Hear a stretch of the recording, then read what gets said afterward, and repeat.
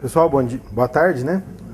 O tema que foi determinado para que nós discutíssemos na nossa estação está relacionado com avanços aí no período periparto e com foco até na alimentação no pré-parto, né? O que a gente tem observado nos últimos 25 anos na pecuária brasileira? Nós desenvolvemos muito, tecnificamos muito, né? A qualidade genética dos animais aumentou sensivelmente, a nutrição melhorou muito, práticas de manejo mais rentáveis. E aí nós nos livramos de problemas carenciais. Mas não nos livramos dos problemas, né? Os problemas metabólicos começaram a aparecer, de origem metabólica, e nós só mudamos de problema, né? Logicamente a gente não vai ficar livre deles nunca. Então, a origem desses distúrbios, ela ocorre principalmente nesse período periparto, né? Nos 30 dias antes do parto e nos 30 dias logo após o parto.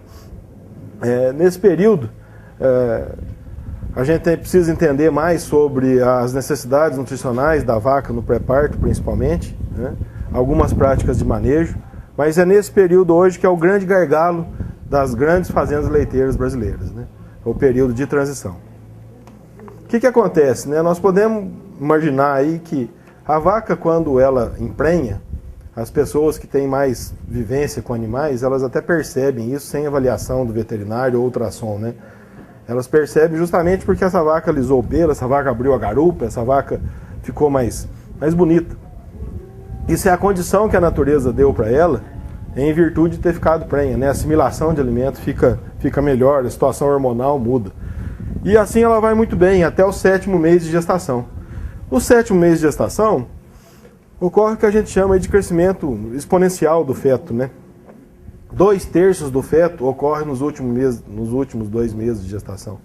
Então aquela vaca que estava tranquila, que estava com requerimento em dia, ela de repente aumenta a necessidade dela de forma abrupta. E esse animal precisa ser melhor alimentado. E aí tem vários complicantes na vida desse animal. Um dos complicantes é esse aqui, né? O balanço energético negativo. Ela está com a barriga, com o bezerro lá dentro, ela não dá conta de comer o que ela precisa.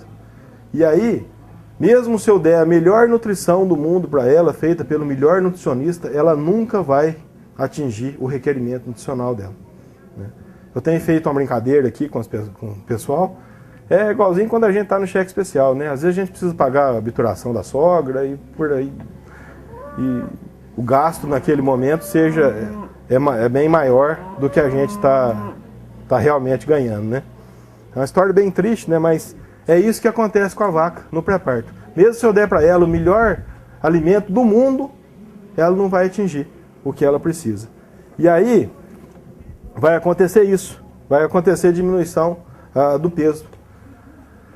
Vaca bem alimentada no período de transição vai perder peso, principalmente no período pós-parto, mas já começa no período pré-parto um pouco, né? Mesmo se eu der a melhor nutrição do mundo, o que acontece? Se eu alimentar mal essa vaca, ela vai perder mais peso ainda. E quanto mais peso ela perder, mais ela vai demorar para voltar em reprodução. A vaca não tem compromisso nenhum com a natureza de dar um bezerro por ano. A natureza não exige isso dela, não. Nós que precisamos de um bezerro por ano, ou mais próximo disso, para que a gente possa manter a sustentabilidade do nosso negócio. Então, nós temos que entender que quanto mais peso a vaca perder, mais ela vai demorar. E no caso de uma vaca de leite de alta produção, ela se arrebenta aqui na produção de leite, né? E deixa a reprodução, saúde, o que for para depois, né? Quando a gente trabalha com animal mais selecionado. E animal que parir bem nessa fase vai atingir o pico de produção com maior facilidade, né? E é nessa primeira fase de produção que se concentra grande parte da lucratividade da fazenda, né? Cada litro de leite a mais no pico são de 200 a 250 litros de leite a mais na lactação toda, né? Então, é aqui e só vai atingir esse pico alto, só vai ter essa condição se a gente fizer um trabalho preventivo com a vaca no pré-parto. Então essa vaca não dá conta de comer o que ela precisa e além disso, ela está imunologicamente mais frágil. Esse é um trabalho que mostra a redução, a linha vermelha aqui, a redução significativa dos neutrófilos, que são células de defesa, no período aí periparto. Ou seja, ela está mais imunologicamente mais susceptível à ocorrência de infecções. Então nós precisamos manter essa vaca num ambiente o mais salutar possível. Nós precisamos manter essa vaca num ambiente com sombra, num ambiente seco, num ambiente onde ela não dispute alimento com outros animais, onde ela possa estar confortável. Essa é uma maneira muito interessante da gente evitar uma série de problemas. Então essa vaca não dá conta de comer o que ela precisa, está imunologicamente mais frágil e a vaca de alta produção, principalmente, está susceptível à ocorrência de hipocalcemia. E a hipocalcemia, ela pode ser aguda ou crônica, né? ou clínica ou subclínica, mas a hipocalcemia clínica é a alegria de veterinário. É uma doença abençoada por tudo quanto é veterinário que trabalha com leite. Por quê? Normalmente são as melhores vacas, essa vaca boa pare, imediatamente após o parto, num período bem curto, né? 90% das ocorrências são 48 horas após o parto, até com bastante ocorrência nas 24 horas após. E essa vaca cai e está lá para morrer. E o veterinário chega, aplica um cálcio injetável, e essa vaca levanta igualzinho o Lázaro, né? Muita gente construiu carreira fazendo isso. O problema é que, para cada vaca que tem hipocalcemia clínica, existem 10 com subclínicas. Esse é um trabalho do Banazar, apresentado no Hosting das Américas. Felizmente a fonte saiu. Mas a subclínica é problemática. Porque a subclínica, o veterinário não percebe. Às vezes até quem trabalha na fazenda não percebe. É aquela vaca que teve retenção de placenta. É aquela vaca que está perdendo peso. É aquela vaca que não está comendo o que precisa. Que não está atingindo o pico de lactação. E que já entrou mal na lactação. Então, esse é o grande ponto que nós temos que evitar hoje. Especialistas aí da Universidade da Flórida, o Dr. Carlos Risco, que tem trabalhado muito próximo da gente, diz que toda vaca de alta produção tem hipocalcemia subclínica. E a dieta bem manuseada é a melhor maneira da gente evitar a ocorrência de hipocalcemia subclínica nesses animais.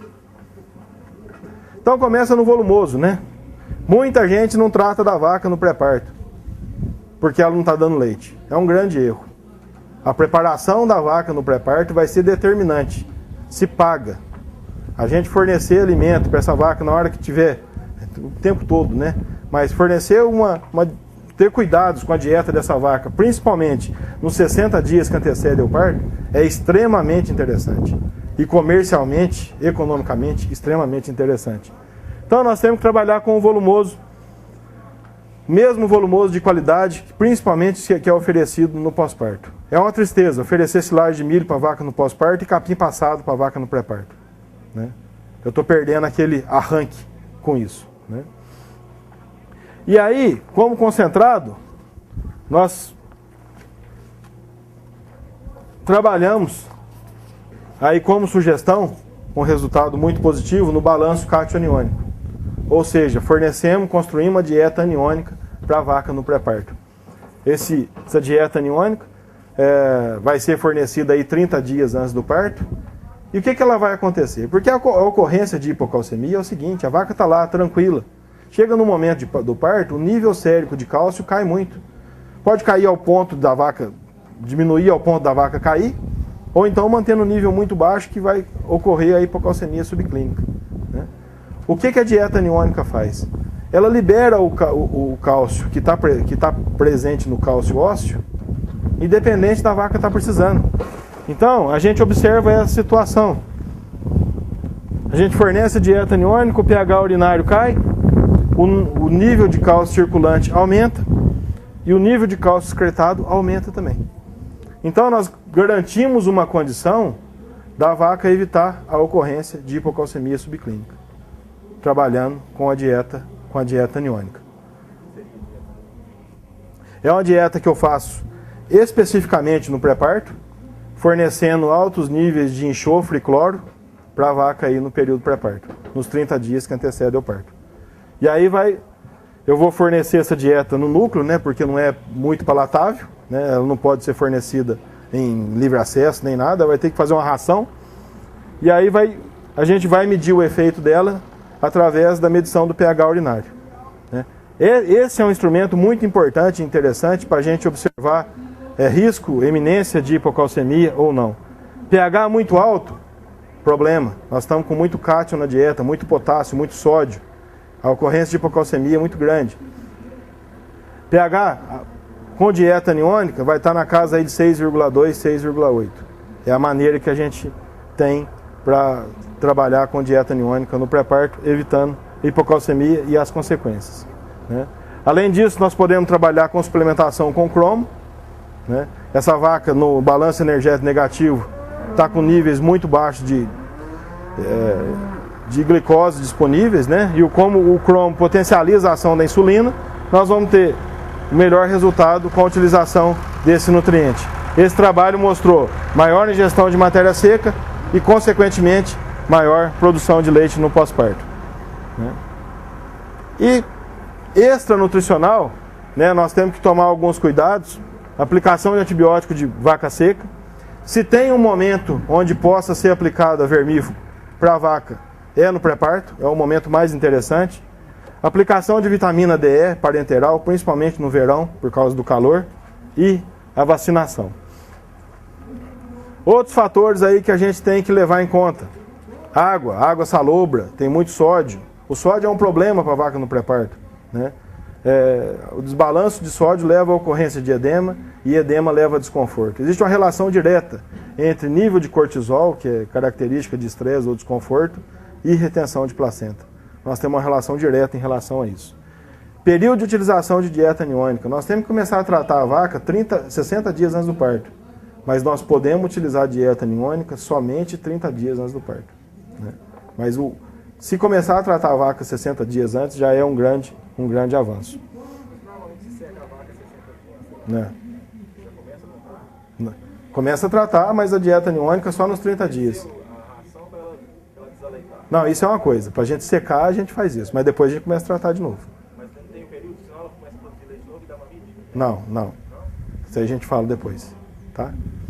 Então, nós temos que tratar a vaca porque ela está no crescimento exponencial do feto, né? Uma coisa é cortar a ração, cortar a alimentação para ela secar. E outra coisa é tratar dela no período pré-parto, que ela precisa muito. E esse intervalo, qual seria?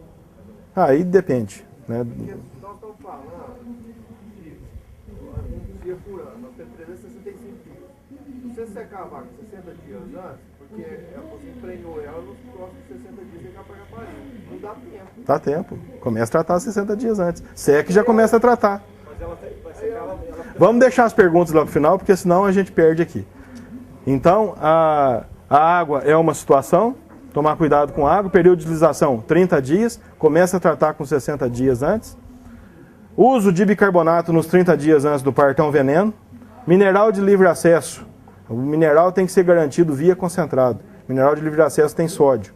E sódio leva à ocorrência de edema, retenção.